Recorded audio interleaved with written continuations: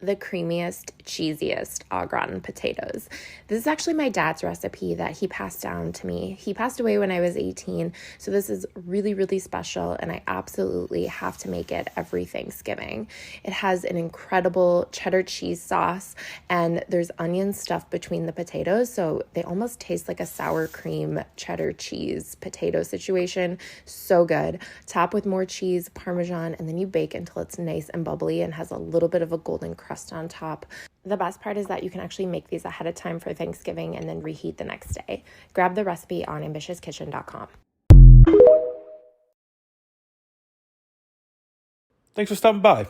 Make sure to like and subscribe for more videos. These salted honey Parker House rolls are fluffy, slightly sweet and salty.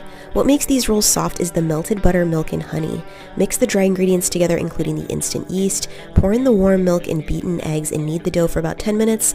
Let it rise, punch that dough down and form them into balls. Let them rise again and brush them with some egg wash so they get that beautiful golden sheen. When they come out of the oven, brush them with some melted honey butter and top them with some flaky sea salt.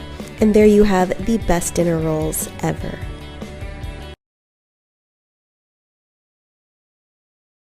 Let's make the creamiest, cheesiest mac and cheese.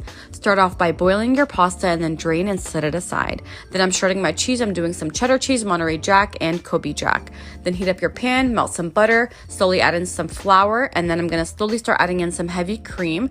And once that thickens up, start adding in the cheese. I went ahead and turned my heat down a little bit, and then I'm gonna slowly mix that in and then add in some cream cheese and my seasoning. I'm seasoning with some paprika, garlic powder, and a little bit of Sazon for color. Then pour that on top of your pasta, mix it in very well, and then top it off with some more cheese. I topped it off with some Kobe Jack, cheddar cheese, and a little bit of mozzarella. Then bake on 400 for about 20 minutes and broil until you get the color you want, and enjoy. Here's the Thanksgiving recipe you can make today. Just mix together cranberry, sugar, water, and cinnamon and bake it in the oven at 350 for 1 hour, mixing halfway through. When it's all done cooking, stir in some pecans, and this will last for 3 weeks.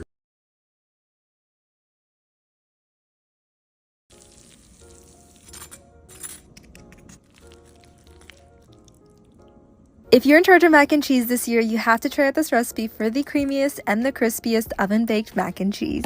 For the prep, all you have to do is mince some garlic and grate 3 types of cheese, which could be a little bit tiring, but it's worth it.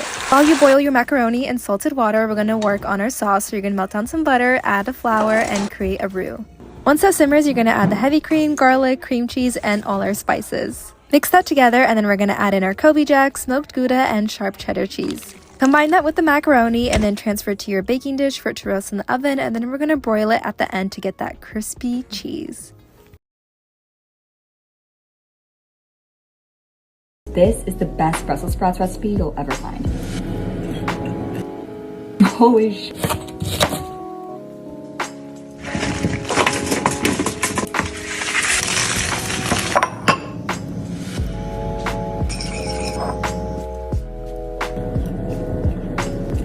You guys have to try this because everyone sees acorn squash in the market this time of year. It's usually on a table in the produce aisle with butternut squash and spaghetti squash and all the best winter squashes. But when I ask people their favorite acorn squash recipe, they usually tell me they have no idea what to do with it. So today I have a very simple and tasty way for you to cook it, which, let's cut to the chase, is Parmesan and herb roasted acorn squash. Some of you may remember when I was recipe testing this, and at first I went the sweet route with cinnamon and maple syrup. But to be honest, I think a savory touch is a much better pairing with acorn squash. Once you roast the acorn squash with the herb Parmesan mixture, and of course pile extras on top of each slice, the squash itself becomes buttery soft and the Parmesan topping becomes golden and crispy, making this one highly addictive side dish.